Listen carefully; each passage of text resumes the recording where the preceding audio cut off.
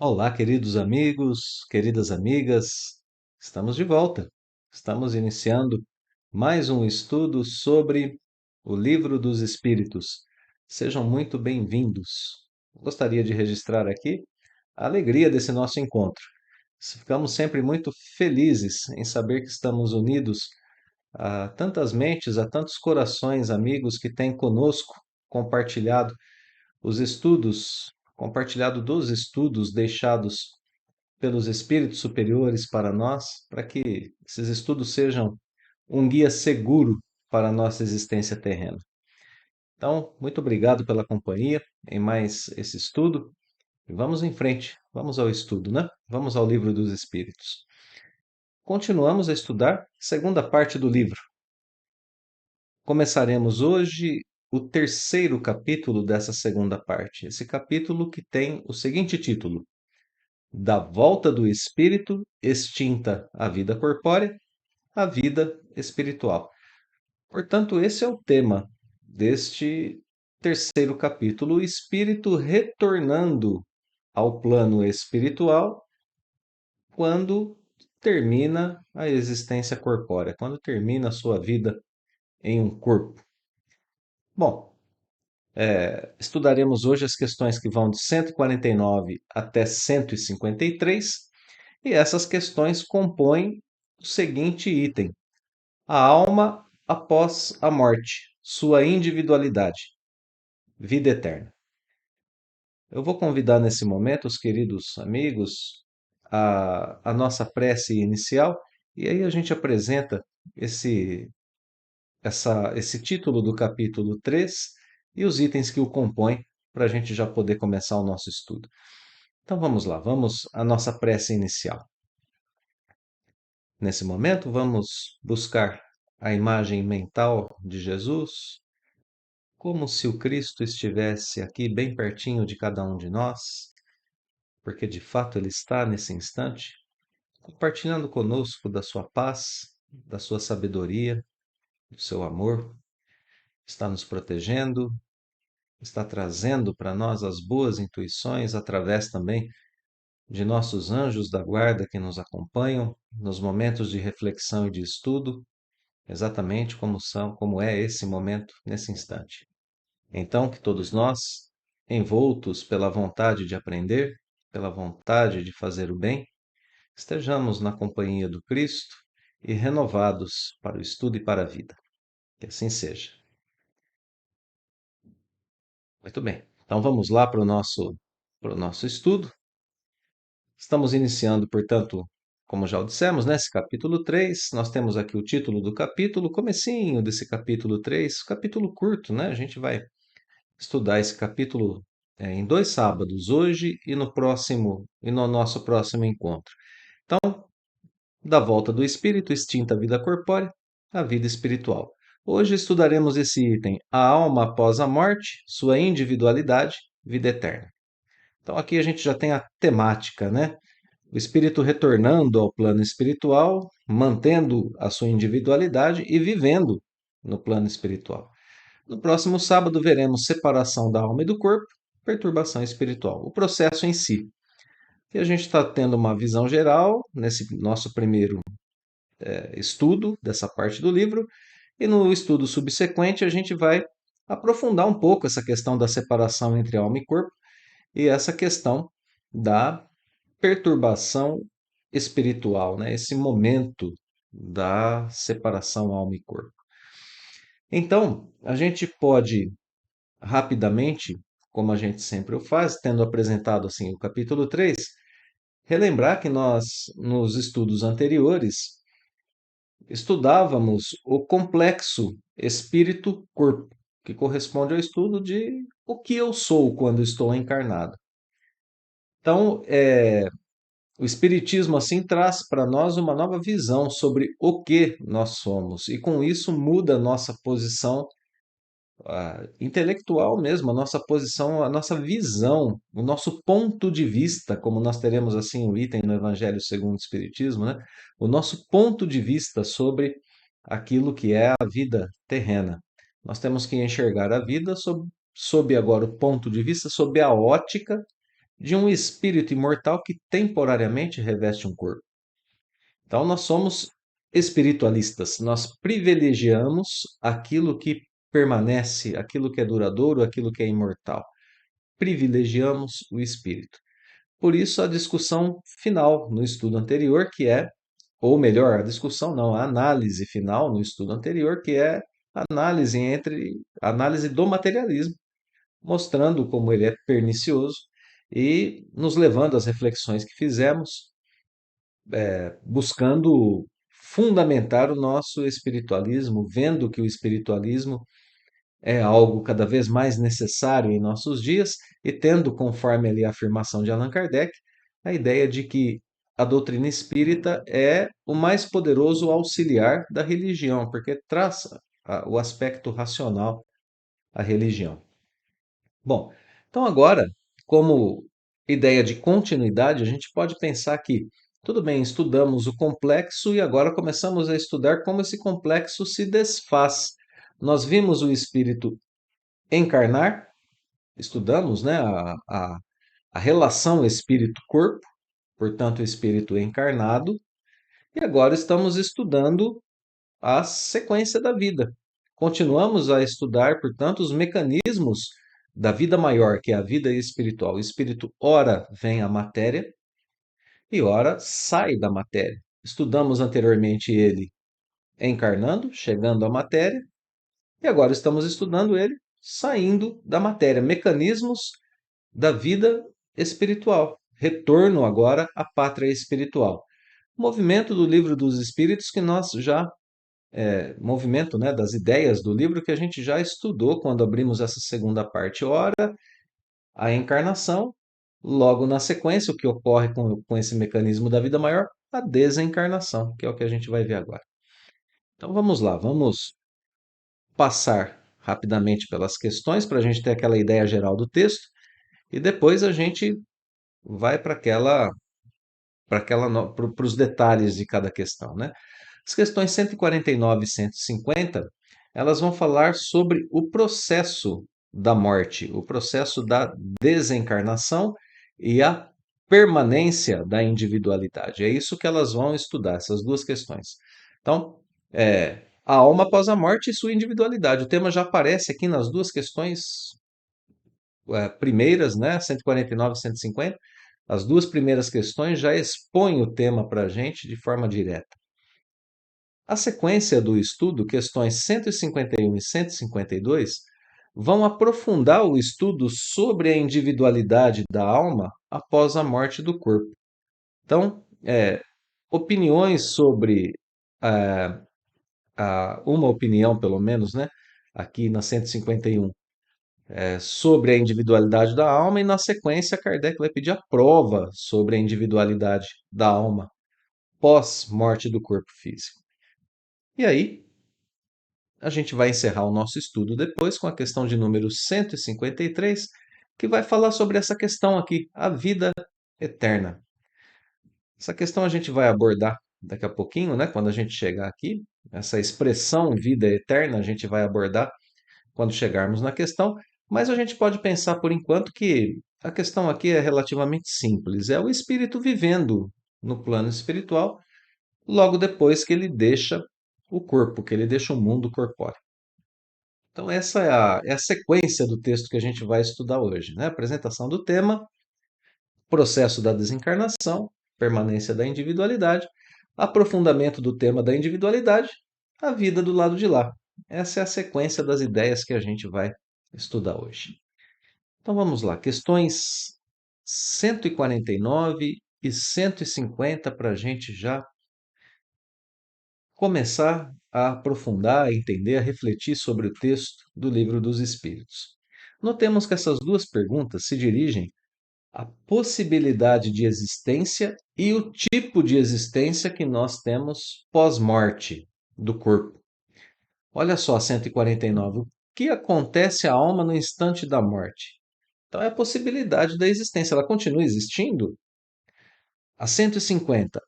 A alma após a morte conserva a sua individualidade? Então, possibilidade de existência e o tipo de existência após a morte, porque pode ser que a alma desencarne e não mantenha a sua individualidade, ela volte ao todo universal, como é a ideia panteísta, né? Então, essas respostas vão fixar para a gente conteúdos e informações que já foram apresentadas anteriormente no Livro dos Espíritos, antes mesmo de termos um aprofundamento do tema. Agora aqui a gente vai começar a trabalhar melhor com esse tema, né? A vida continua e a individualidade permanece. Mas a gente já viu tudo isso no Livro dos Espíritos. A gente já teve essas informações. Agora, de forma mais específica e mais detalhada, Kardec vai trabalhar com essas ideias. Então vamos lá, na questão 149, pergunta, né? O que acontece à alma depois da morte? Então, o que acontece? Resposta: volta a ser espírito. Volta ao mundo dos espíritos, de onde se apartou. Aqui uma palavra muito importante no texto, né? Momentaneamente. Então, o que que essa resposta está dizendo para a gente? Ela está dizendo coisas importantes. Ela está dizendo que, ao retornar ao terminar a vida corpórea, a situação natural do espírito é retomada. E a situação natural a gente já viu qual é, fundamentada por estudos anteriores. Lembramos, né? A gente já viu que o espírito é um ser individual, que ele é um ser que tem consciência de si, que ele tem livre-arbítrio, que ele é imortal, que ele progride e passa por diversas escalas do progresso. Então, essa é a situação natural dele. Inclusive, a gente viu essa informação de que o mundo natural para o espírito é o lado de lá. O nosso mundo natural, para todos nós, é o mundo espiritual e não o mundo corpóreo. Então, a situação natural do espírito é retomada quando ele deixa o corpo. E aqui a gente tem isso assim fortalecido, né? Essa ideia fortalecida pela por aquela palavrinha final que está no texto que a gente marcou ali, que continua marcada, né? Para a gente dar uma olhada. A ideia é a seguinte: se apartar momentaneamente do plano espiritual. Isso é marcante na resposta. Então, a encarnação, olha só, é um processo, é uma parte, é um momento, um instante da vida do espírito. Olha como que isso muda a nossa ótica sobre a vida, não é? Nós somos espíritos e estamos encarnados. Assim como eu estou com uma camiseta azul. Eu estou, daqui a pouco eu mudo. Eu estou encarnado, daqui a pouco não estou mais. E ali na frente estarei outra vez. Então, o que permanece através dos tempos é o espírito imortal. E a gente se aparta do plano espiritual momentaneamente, algumas vezes no decorrer do nosso progresso espiritual. Então, essa palavra é assim, essa palavra, essa passagem é marcante para a gente no texto. Ela é algo que nos remete a pensar que nós somos aquilo que nós somos, né? Espíritos. Qual é o nosso ambiente natural, o ambiente espiritual? E pensar na encarnação como um momento que a gente vive. Isso nos dá expectativas maravilhosas, né, para o futuro. Nos dá esperança, fortalece a nossa fé, fortalece a nossa coragem, a nossa paciência, a nossa resignação diante dos contextos variados que a vida nos apresenta. Se a gente parar para pensar um momento que, que tudo isso que a gente está vivendo aqui é passageiro, que é um instante só da vida do espírito, a gente tem um pouco mais de força moral, ou muito mais força moral, para enfrentar tudo o que acontece aqui e para termos decisões mais acertadas, né? Bom, vamos para a questão de número 150, porque, bem, ok, voltamos para o nosso mundo natural. Agora a questão é, como nós voltamos? Nós conservamos a nossa individualidade? E a resposta dirá sim, jamais perdemos a nossa individualidade. Jamais perdemos. Então a individualidade é confirmada aqui na resposta. E isso significa dizer que nós continuamos a ser exatamente quem nós somos quando desencarnamos. Continuamos a ter as nossas preferências, os nossos gostos, as nossas tendências, as nossas imperfeições, as nossas virtudes. E é por isso que a vida consiste aqui em um exercício de aprimoramento constante, para a gente poder desencarnar, voltar ao plano espiritual, ao mundo incorpóreo, de forma um pouco mais tranquila e de forma um pouco mais perfeita do que quando nós encarnamos. Esse momento da encarnação é um momento de aperfeiçoamento do espírito em contato com a matéria. Então, quando a gente desencarna, é bom marcar isso, né? Não é porque a gente desencarnou que a gente deixou os nossos problemas, nossas inclinações para trás. As inimizades ou as amizades, a gente não deixou para trás, a gente continua sendo quem a gente é. Os nossos amores continuam conosco. E para corações que se amam, o encontro está marcado sempre, né? Então, é- são momentos que a gente vive, tanto estando encarnado quanto estando no plano espiritual. Um olhar para mais longe na jornada espiritual nos dá tranquilidade, né? Paciência, esperança, perseverança diante da vida. Bom, os espíritos superiores devolvem uma pergunta a Kardec, que eles dizem: que seria a alma se não conservasse a sua individualidade? Não daria nem para dizer que é um espírito, né? Se voltasse ao todo universal, ele seria todo universal, não seria mais um espírito. Então, precisa ser assim, dizem os espíritos. É um pensamento lógico para a gente, né? Então, vamos seguir com as perguntas de Kardec, a letra A e B, porque Kardec quer desenvolver um pouco mais essa ideia e a gente vai ver que a gente vai ganhar muito nesse desenvolvimento dessas ideias postas aqui nessas duas respostas. Diante disso, pergunta Kardec, como comprova a alma sua individualidade uma vez que não tem mais o corpo material? E eu quero fazer uma pausa aqui nessa pergunta, porque ela é de uma perspicácia enorme da parte do codificador. Ela é de uma atenção de um grande filósofo, porque vamos prestar atenção no mundo em que nós vivemos. Para eu dizer que algo é individual, eu dou algumas características a essa individualidade. Eu digo que eu sou um homem que tem uma certa estatura, quase 1,80 m, que tem cabelos castanhos, olhos castanhos e assim por diante. E notemos, né, que quando eu disse que eu sou um homem, para colocar a questão da minha individualidade, eu já defini o tipo do corpo que eu habito. E o corpo que eu habito tem certas limitações de estatura, né? Tem certas limitações para as laterais.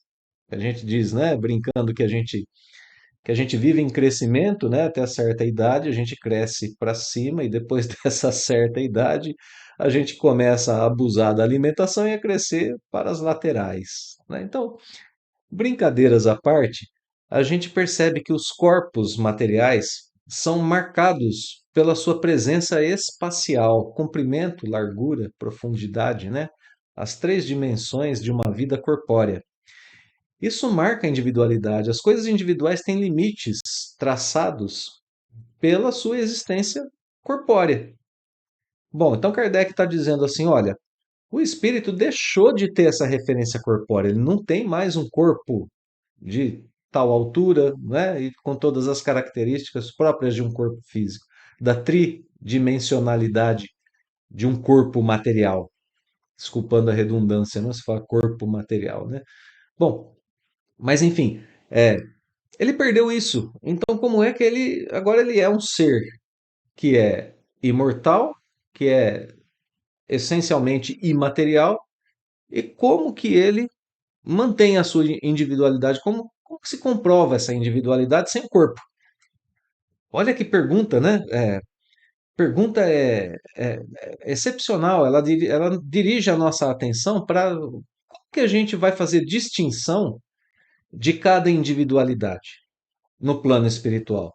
No corpo, a gente tem a limitação espacial. as características físicas. E sem o corpo, como é? Olha que pergunta, né? Vamos lá para a resposta. Continua a ter um fluido que lhe é próprio, haurido na atmosfera do seu planeta e que guarda a aparência de sua última encarnação, seu perispírito. Olha só a resposta que vem do plano espiritual para cá, dizendo que a gente não é porque desencarnamos que a gente perdeu todo o referencial espacial. Não é assim. A resposta diz: a gente continuamos a ser limitados ou delimitados por um fluido que é próprio de todos nós. De onde vem esse fluido? Da atmosfera do planeta em que a gente habita. Da atmosfera, no nosso caso, aqui do planeta Terra. Da atmosfera espiritual, né? Do planeta Terra. Do fluido universal que envolve o nosso planeta. Das características desse fluido que envolve o nosso planeta. Dali a gente tira o nosso perispírito e o perispírito guarda a aparência da nossa última encarnação. Então é assim que a gente mantém a nossa individualidade do ponto de vista físico, entre aspas, né? No plano espiritual, se a gente quiser pensar assim. Tem algo que nos envolve, e esse algo é semimaterial, como a gente já estudou. Por isso eu me atrevi a dizer a palavra físico, porque a gente sabe que é um envoltório semimaterial, que tem características que tocam a matéria, características que tocam o espírito em toda a sua sutileza, né? Em todo o seu grau de imaterialidade. Então a gente tem esse envoltório que continua nos delimitando. Vamos à questão B. A alma nada leva consigo deste mundo? Então, bom, como ela mantém lá a sua individualidade, agora com o que ela volta para lá, para o mundo dos espíritos? Ela guarda alguma coisa desse mundo? A resposta é nada. Nada. Né? Do mundo corpóreo, nada. A não ser lembrança e desejo de ir para um mundo melhor. E aí o modo como se apresenta essa lembrança. Essa lembrança pode ser doce ou amarga, conforme o uso que fizemos da vida.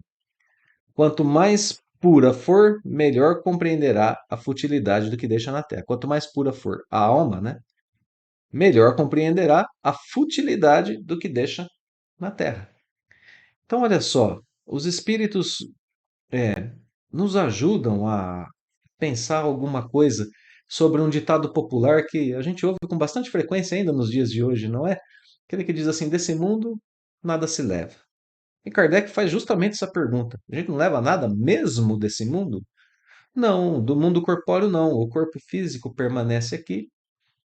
O perispírito que está conosco estava aqui no mundo corpóreo, mas era imperceptível a ele. Continua nos envolvendo e é mais próprio, talvez, né, do mundo espiritual do que do mundo corpóreo. A gente volta para lá com ele, mas das coisas materiais mesmo, a gente nada leva.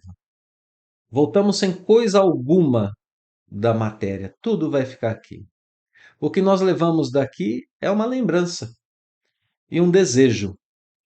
Lembrança e desejo, a gente vê aqui, né, colocado na resposta. Olha aqui. Lembrança e desejo. A lembrança daquilo que foi vivido aqui, o desejo de viver algo melhor.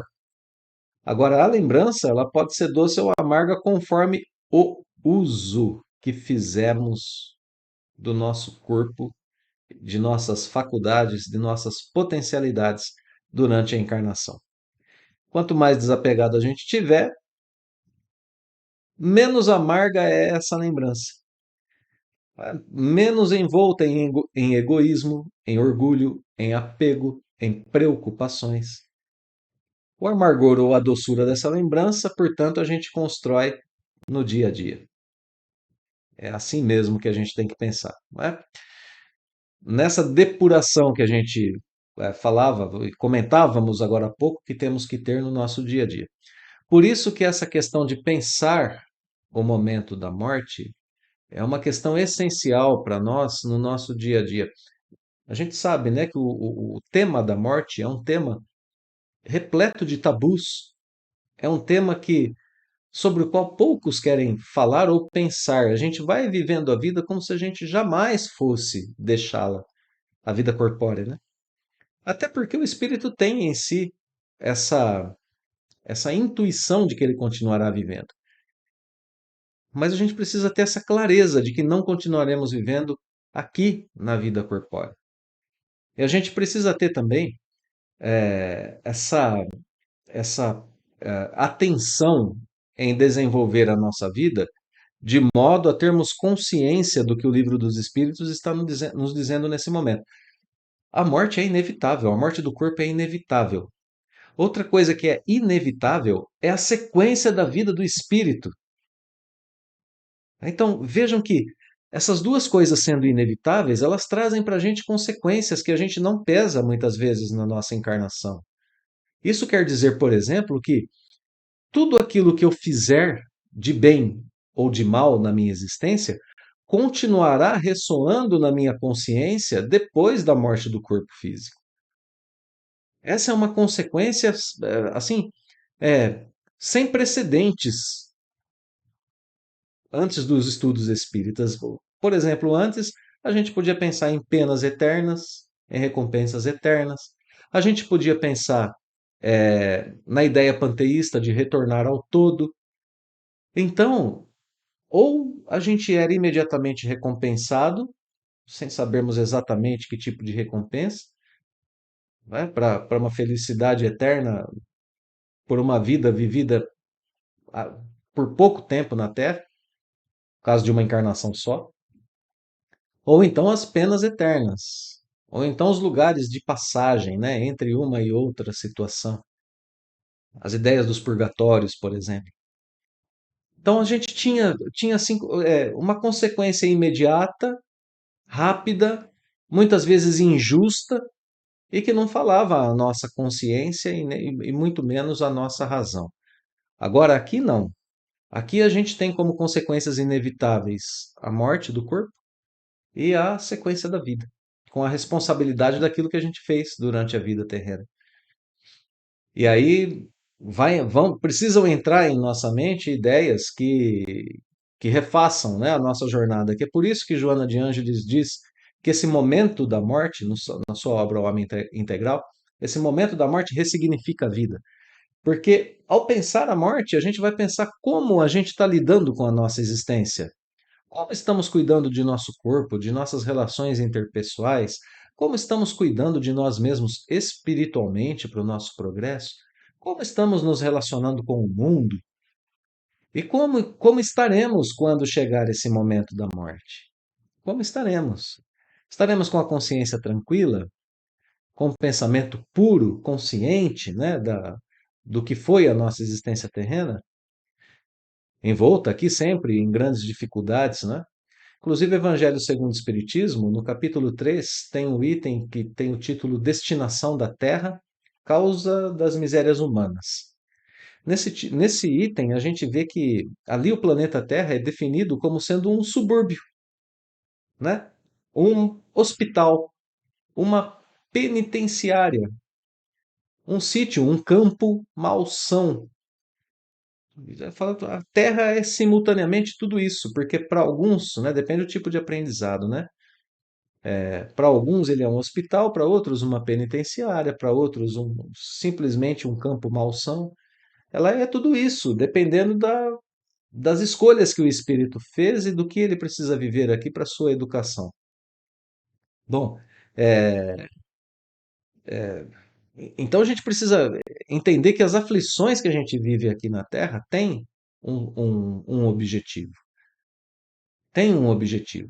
Porque doente, ninguém não se vai ao hospital se não estiver doente. Não se vai para uma penitenciária se não tiver cometido algum tipo de delito. Bom, então a gente começa a imaginar que a nossa vida aqui ela tem razões, tem motivos, né, para tudo aquilo que a gente que a gente vive aqui. E então consciência dia a dia de que a gente vai deixar, trazendo por um lado consolo dizendo: olha, essas provas, essas aflições têm data marcada para terminar. Esse incômodo de estar em um corpo tem data para terminar. Trazendo para a gente, por outro lado, esperança e responsabilidade. O futuro será melhor quanto mais responsável eu me detiver dentro dos meus deveres. A alma volta ao plano espiritual de onde veio e ali ela colhe os frutos desse seu internato no corpo. Aprendeu na universidade do corpo, formou-se bem, ora, colhe os frutos, né? Cabulou a aula, deixou de estudar, deixou de se melhorar, também colhe os frutos. Então, que tipo de fruto a gente quer colher? Nós que estamos encarnados agora, devemos então sempre meditar no mundo espiritual, meditar sobre comunicações dos espíritos com os homens, pensar nas reencarnações futuras.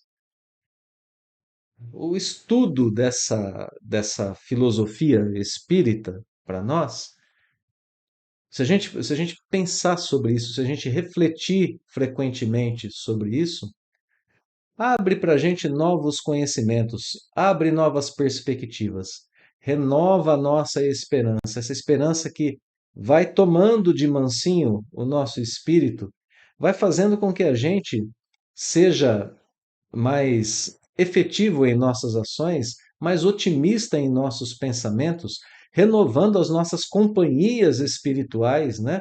Nos aproximando de nossos anjos guardiões, estando assim aptos a atravessar de forma um tanto quanto melhor as aflições do nosso dia a dia. Estando mais alegres, mais dispostos, um pouco menos tendenciosos às questões da tristeza, da depressão, das síndromes, né, que a gente vive, de pânico, de ansiedade e tudo mais, que são próprias de uma vida vazia de espiritualidade. Um pouquinho mais de espiritualidade, um pouquinho mais de consciência sobre isso que a gente está estudando, deixaremos a vida, continuaremos individualmente quem nós somos, estamos sujeitos sobre as leis de Deus. E aí a vida melhora bastante. Vamos lá, vamos dar sequência ao estudo. As duas questões que vêm na sequência. Primeiramente, Kardec apresenta uma opinião de pessoas que dizem que a alma retorna ao todo universal após a morte, remetendo mais uma vez à ideia do panteísmo que já foi, né, por algumas vezes aqui, trazida no Livro dos Espíritos. E aí a resposta é também extremamente interessante, porque a resposta vem no seguinte sentido: o conjunto dos espíritos que vivem no plano espiritual não formam um todo? Perguntam os espíritos superiores, né? Apresentando uma resposta que renova para a gente o sentido, o significado da palavra todo, colocada na pergunta por Allan Kardec. Allan Kardec coloca todo universal. Existe um todo universal?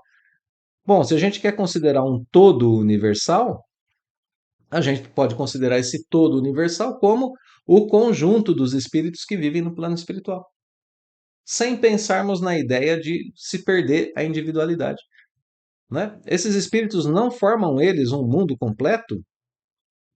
Olha o exemplo que os espíritos dão na sequência. Quando a gente está numa assembleia, nós somos parte integrante da assembleia. Estamos aqui no grupo de estudos agora, somos parte do grupo de estudos. E assim, e ainda assim, sendo parte do grupo de estudos, cada um de nós um aluno do grupo de estudos que estuda Allan Kardec, que estuda o Livro dos Espíritos, cada um de nós que estamos reunidos agora, somos um aluno de Allan Kardec. E ainda assim continuamos sendo seres individuais. Então, o que pensar dessa opinião, né? Que alguns têm de que retornamos ao todo universal? Bom, se for uma ideia panteísta, não serve. Não é desse jeito que a gente volta ao todo universal. Mas se isso está na humanidade como uma intuição, a gente pode pensar que é uma intuição do todo que forma a Assembleia dos Espíritos no plano espiritual.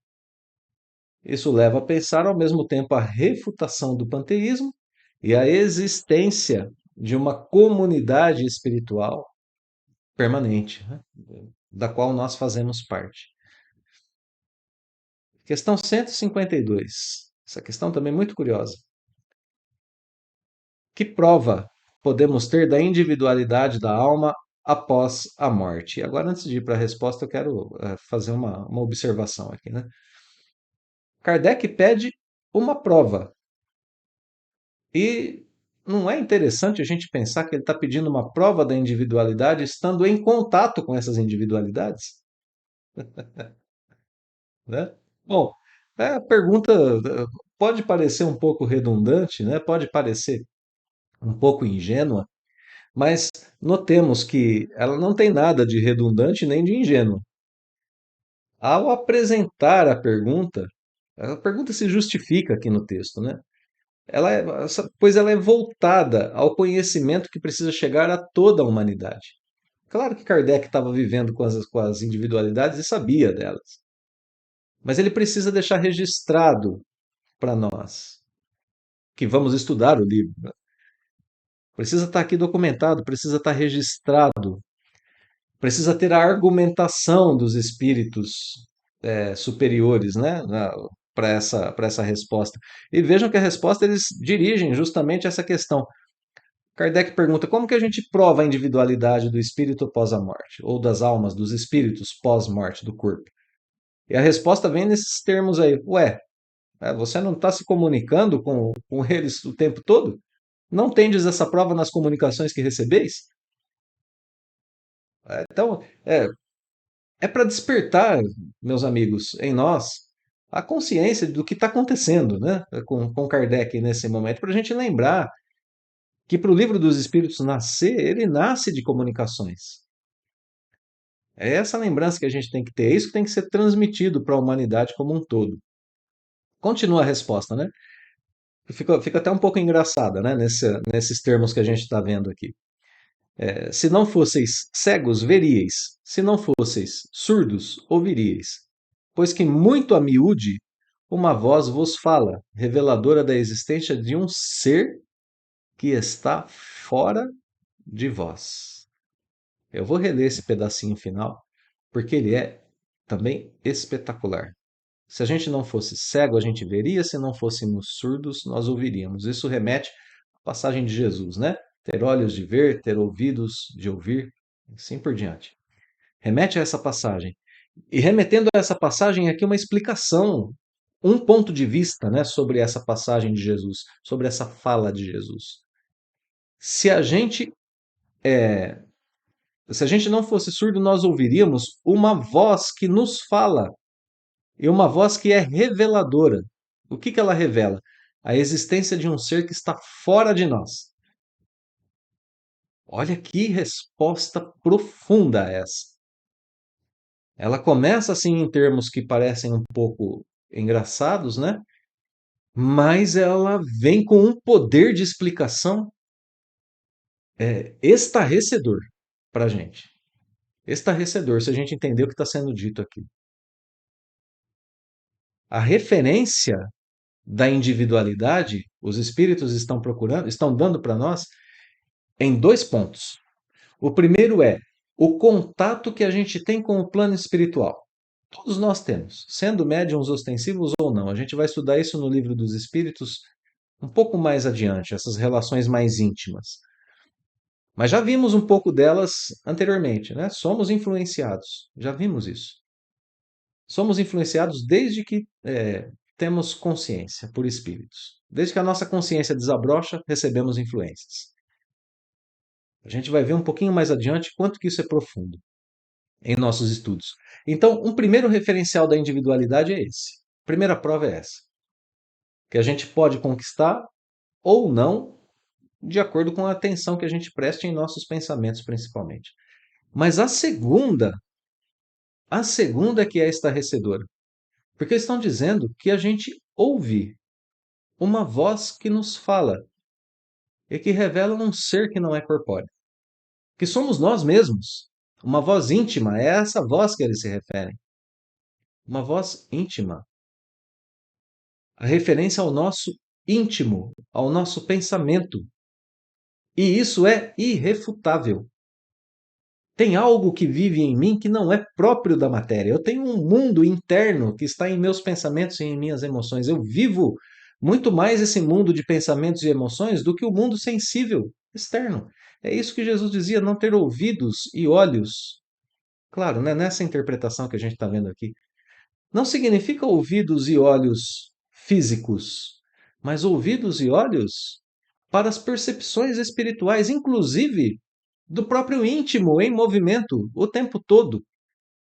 Aquilo que a gente pensa e que ninguém sabe.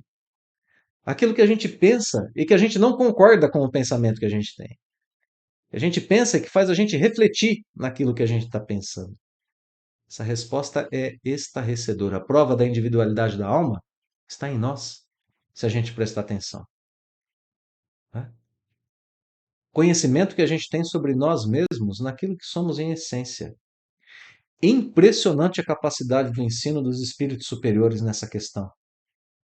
Nada, a gente não precisa de personalidades exteriores nem de fenômenos para a individualidade da alma. A prova está em cada um. Bom, e aí vem o comentário de Kardec, pelo qual a gente vai passar, porque o codificador vai trazer aqui, em alguns parágrafos que a gente vai abordar de forma simples, mas trazendo, né, a mensagem aqui, o ensino de Kardec. Bom, então aqui nesse primeiro parágrafo, Kardec vai retomar a explicação sobre o todo universal, né? Os que pensam assim estão em erro. Por todo universal, a gente entende o conjunto de seres incorpóreos, o conjunto de espíritos. Primeiro ponto. No segundo ponto, Kardec ainda vai continuar abordando essa ideia do todo universal, dizendo que se as almas fossem um amálgama, só teriam elas as qualidades do conjunto. Amálgama, né, é aquela liga de mercúrio, na acepção, né, literal do termo, o amálgama é aquela liga de mercúrio e de outros metais. A gente funde e une metais. São metais fundidos que formam uma liga. Então aqui Kardec oferece uma imagem para a gente, né? Que os espíritos que se fundissem e formassem um conjunto perderiam as suas individualidades. E aqui Kardec vai dizer o seguinte: bom, se acontecesse isso, ao se comunicarem, essas almas perderiam a sua consciência do eu e a vontade própria, o que não acontece. A gente conversa com espíritos em mesas mediúnicas, através de médiuns, ou os médiuns conversam, e percebem que eles têm a consciência de si mesmos e vontade própria. Então, aqui uma prova através das comunicações, né? Outra prova, diversidade infinita que esses espíritos se apresentam. Outro ponto, portanto, é essa diversidade. E ela é comparada com a uniformidade que apresentaria se fosse o grande todo se apresentando, né? De almas que fossem ali um amálgama, né? Que fosse um todo só se apresentando. Então, diversidade infinita. O todo seria uniforme, todo seria um só, teria uma característica só. A apresentação de diversas almas traz para a gente diversas características. É isso que Kardec está dizendo. Bom, e depois, argumentos finais, né? Esses seres provam sua identidade por indicações incontestáveis. Então, eles dizem coisas que são verificáveis, né? Veja na gaveta da escrivaninha em tal lugar. Eu deixei um documento lá. Então, eles vão dando dicas. Deixei uma carta guardada para fulano em tal lugar. Vai se procurar essa carta, a carta está lá. Então, modos de conversar, muitas vezes modos de escrever, palavras que o espírito é acostumado a usar no seu dia a dia, e assim por diante. E uma outra prova são visíveis nas aparições. Dois argumentos finais aqui. Então, são todos esses pontos que provam que a alma continua imortal, que a alma imortal, perdão, continua individual pós-morte do corpo físico. E agora eu quero fazer uma referência a um texto de Leon Denis, no livro Depois da Morte, o texto é A Vida Imortal. Bom, esse texto de Leon Denis nos leva a pensar de forma um pouquinho mais profunda essas questões, nos ajudam a aprofundar isso que a gente está vendo aqui. Leon Denis escreve que, bom, colocada a existência da alma, já vem na sequência a questão da imortalidade. Então, tendo colocado uma coisa, já imediatamente a gente precisa pensar na outra. A alma existe? Existe. Então, a partir daí, a gente começa a pensar na questão da imortalidade. E essa é uma questão de grande importância, né?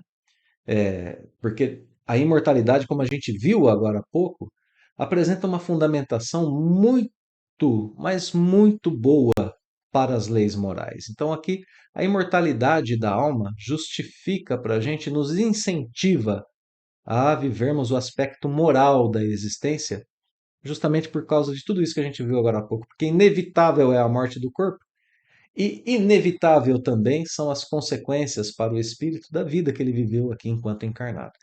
Então, olha só o aspecto moral como é poderoso nisso, né? As consequências dos atos permanecem conosco. Vou ler um pedacinho do texto de Leon Denis, no qual ele diz: se, como entidade espiritual, nos mantemos e persistimos através do perpétuo renovamento das moléculas e transformações do nosso corpo material, a desassociação e o desaparecimento final também não poderiam atingir-nos em nossa existência. Está querendo dizer aqui o seguinte, né? A gente sobrevive ao corpo enquanto entidades espirituais. Bom, é aí o argumento de Leon Denis para isso. A gente sabe que nada se aniquila no universo. A química ensina que nenhum átomo se perde. A física demonstra que nenhuma força se dissipa. E aí pergunta Leon Denis, como acreditar então que essa unidade prodigiosa em que se resumem todas as potências intelectuais, o espírito, né? Que este eu consciente em que a vida se desprende das cadeias da fatalidade possa dissolver-se e aniquilar-se? Se nem as coisas materiais se perdem, por que o espírito iria se desenvolver e se aniquilar? Que é uma questão de lógica. Né? Então, olha lá, um argumento moral para a existência e para a permanência da individualidade do espírito pós-morte. Agora, um argumento lógico. Segue Leon Denis no texto. Agora ele diz: nem só lógica e nem só moral, mas também os próprios fatos provam a individualidade da alma. Fatos de ordem sensível, fisiológicos e psíquicos. E aí ele explica de forma belíssima a prova que nós temos em nós, né? Sobre a imortalidade da alma, aprofundando um pouquinho o que foi dito nessa questão. Que a prova está em nós, no nosso mundo íntimo. E aqui Leon Denis desdobra isso aos nossos olhos em sua filosofia, assim, muito além do que a gente possa pensar, né, para as nossas vidas, para as nossas percepções. Outro professor espetacular, né, para as nossas vidas. Então vamos lá. Lembramos, né, um argumento moral, um argumento lógico.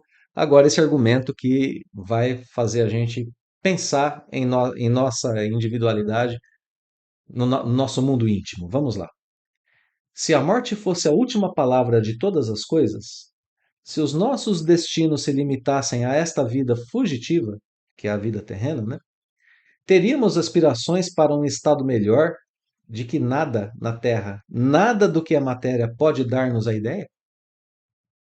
E os sonhos de felicidade? E os sonhos de perfeição? E os sonhos de coisas melhores que cultivamos em nós, mais nobres, mais elevadas? A gente sabe que a Terra não nos pode dá-los. O que seria desses sonhos, dessas aspirações, dessas esperanças, desses desejos, se acabássemos com a morte do corpo? O que seriam dessa necessidade que o homem tem dessas coisas se tudo isso acabasse com o corpo? Nós temos em nós esperanças infinitas, impulsos irresistíveis, segundo Leon Denis, para o progresso e para a luz. Será que tudo isso seria só do corpo? E que um dia se acabaria com o corpo? Porque o corpo acabaria e também esses desejos e aspirações que, agora palavras minhas, não de Denis, né? Para não contaminarmos o texto, belíssimo texto de Leon Denis, mas que remetem ao que há de melhor na divindade, a perfeição, a felicidade. Esses desejos em nós refletem coisas que são próprias de Deus. E como isso acabaria com o corpo físico? Né? Vejam, no nosso mundo íntimo, nós temos coisas que remetem à divindade.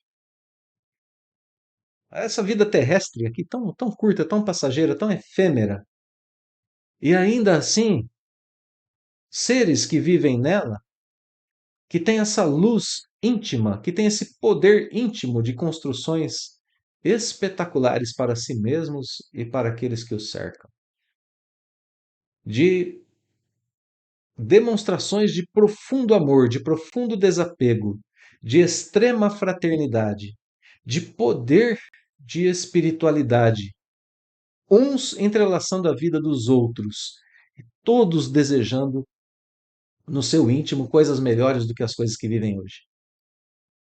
Isso é uma prova irrefutável da nossa imortalidade e da nossa individualidade. Eu vou mais um pouquinho com Denis. Onde, depois de acreditar termos conseguido o objeto de nossos desejos insaciáveis, nos deixamos passar para um alvo sempre cada vez mais longínquo, mais inacessível? Desculpem, a frase que eu li pode ter ficado um pouco fora de contexto, mas ele está falando da vida terrena, né? A vida terrena é assim, a gente compra uma roupa nova, um celular novo, um carro novo, a gente fica feliz. E a gente diz assim, nossa, eu conquistei o que eu queria. Mas os nossos desejos são insaciáveis, é isso que Denis está dizendo no texto. E aí a gente se arrasta para outro alvo, a gente passa a desejar outra coisa. Sempre mais longe, sempre mais inacessível, porque existe essa sede em nós de querer o melhor, de querer a perfeição, de querer a felicidade. Nossa vida material prova que existe isso em nós. Só que a gente às vezes dirige mal esse desejo.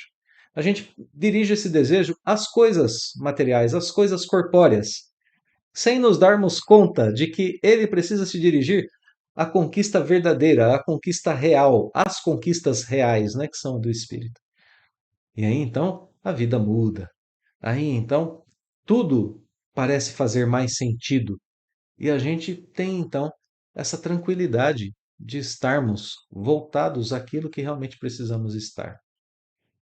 Tem uma história muito famosa de Mahatma Gandhi passeando por um shopping, não é? Ainda com aquelas suas vestimentas simples que ele mesmo confeccionou, andando e olhava para as vitrines e as pessoas que o acompanhavam percebiam que ele se expressava, nossa, olhava para outra vitrine e dizia, nossa. Até que uma pessoa diz a ele, Gandhi, você está é, assim, fascinado pelas coisas que estão aqui no shopping, né? As coisas que você poderia ter. E ele responde: Não, estou pensando justamente o contrário. Eu olho para essas coisas e penso: Nossa, quanta coisa que eu não preciso. Né? Porque ele sabe que o necessário para a sua alma, para o seu espírito, eram outras coisas, e essas da matéria passam a não incomodá-lo mais.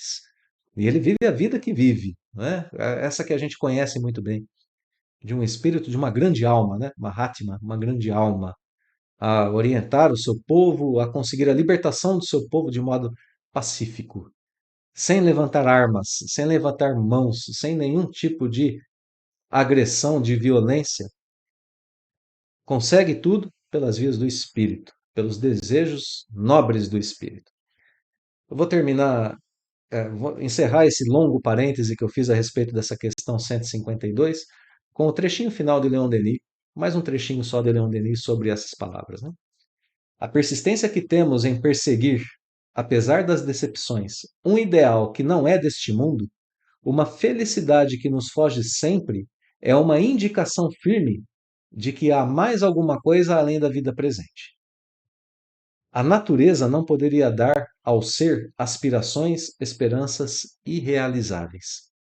As necessidades infinitas da alma reclamam forçosamente uma vida sem limites. Uma vida sem limites. E, portanto, uma vida individual. Né? Uma vida com uma existência individual e sem limites. Imortalidade e individualidade. Vamos à questão final, então, do nosso estudo de hoje, né? Na qual Kardec pergunta em que sentido a gente pode entender a vida eterna. Olha a questão importante, né? Porque a gente já estudou aqui no Livro dos Espíritos e a gente tem uma noção de que eterno só Deus. Nós somos imortais. Eterno, só Deus. Mas Kardec usa essa expressão aqui, vida eterna, e agora a gente vai entender a resposta dos espíritos para a gente entender é, também o sentido dessa expressão que Kardec colocou aqui. Resposta: a vida do espírito é que é eterna. Em que sentido se deve entender a vida eterna? A vida do espírito é que é eterna. A do corpo é transitória e passageira. Quando o corpo morre, a alma retorna à vida eterna. Bom, agora a gente já pode entender o que é uma vida eterna. Precisamos entender que a vida do espírito é eterna no sentido de que eles são criados para a eternidade e na eternidade. Deus é eterno. Para Deus não tem antes e depois. Deus nunca foi criado. Deus existiu de todo o sempre. Estando criando de todo o sempre, ele, em sua eternidade, promove uma vida que é eterna, no sentido de uma vida eterna para todos os espíritos que vivem dentro dessa eternidade. Mas todo espírito teve um começo e teve um fim, por isso ele é considerado imortal. Deus é eterno e nunca deixou de criar.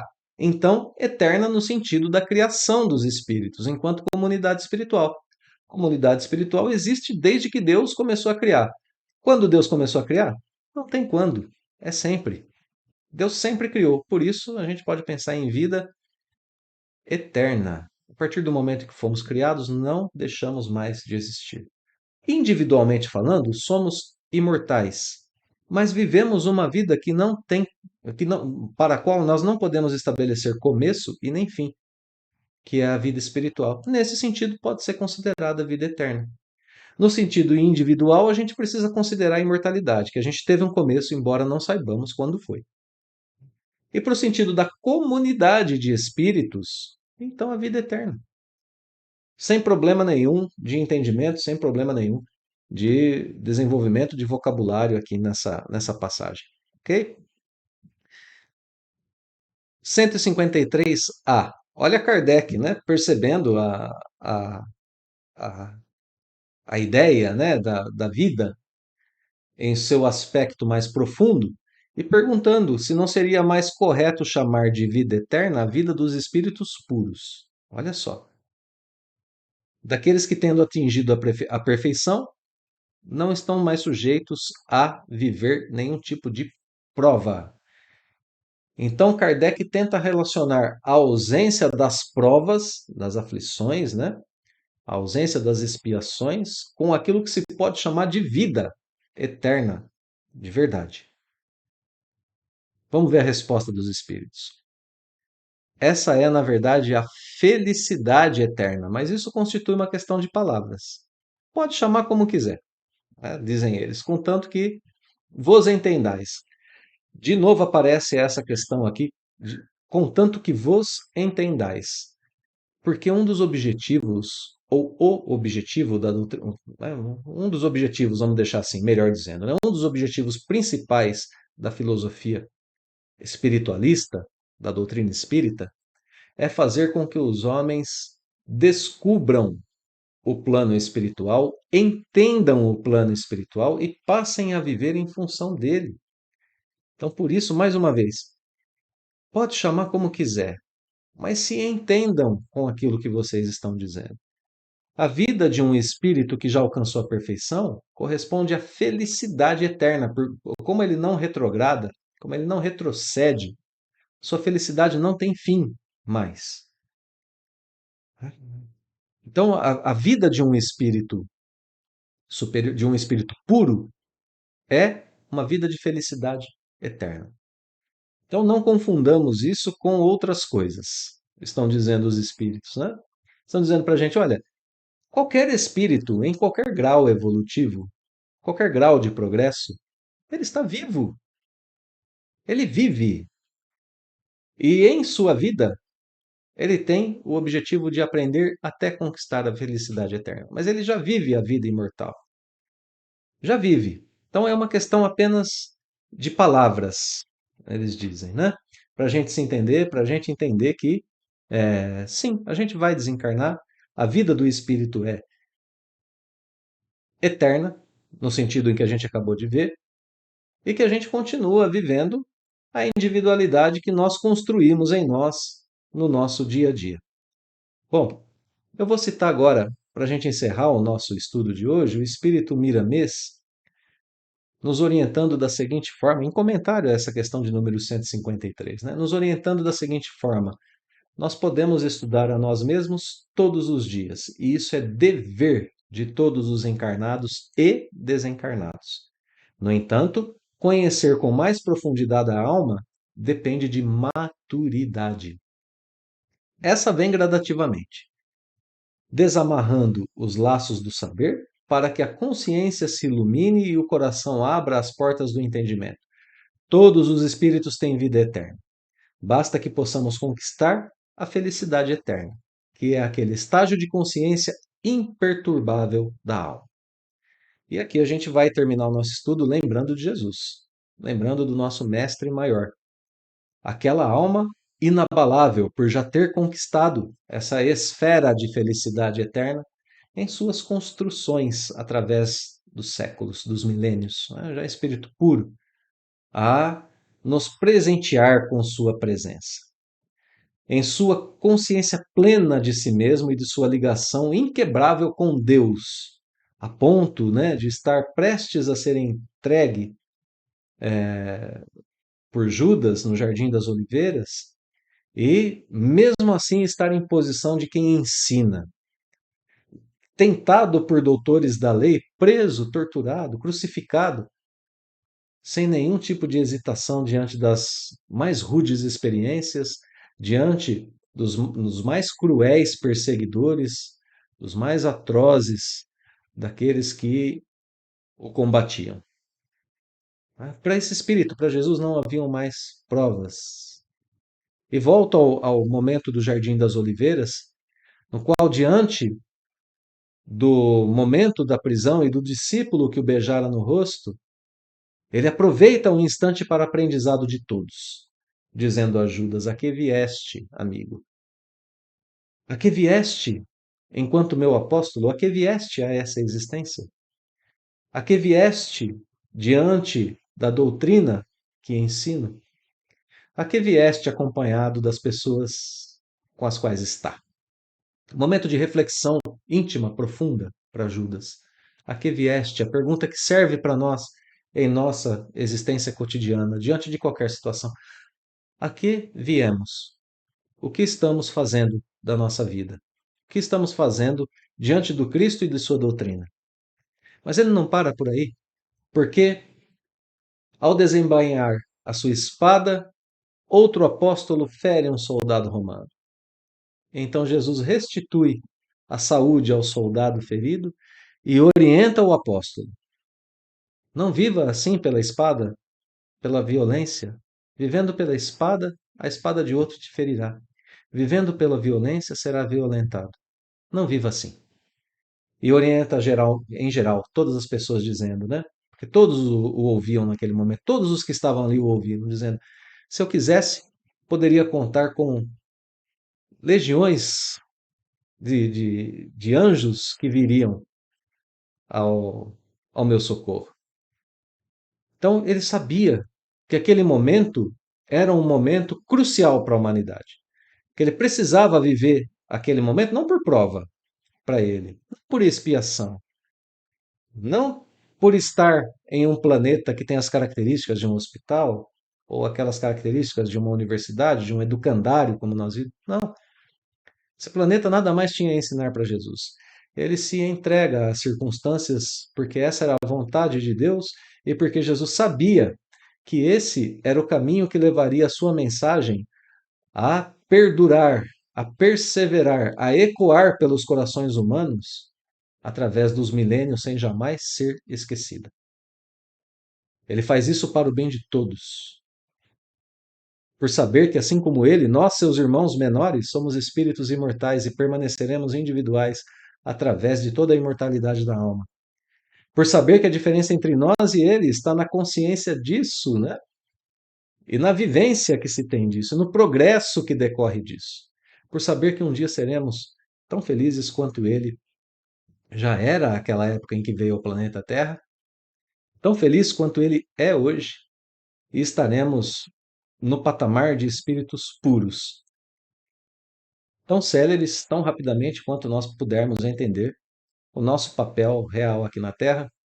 E esse estudo sobre a morte colocado aqui para nós no Livro dos Espíritos nos leva através desses caminhos. Muito bem, meus queridos amigos, minhas queridas amigas, mais uma vez eu vou deixar meu agradecimento final pela companhia nos estudos de hoje. Espero que tenha sido elucidativo, né? Que tenha sido claro, que tenha sido leve e que nós possamos nos encontrar em breve para continuar a estudar esse, esse capítulo do Livro dos Espíritos, continuando ainda dentro dessa temática, né, da dissolução do complexo alma-corpo e refletindo o nosso papel diante disso em nossas existências. Uma semana abençoada a todos e fica o convite para nos vermos no próximo sábado, na semana que vem, com mais um estudo. Espero por vocês. Até lá.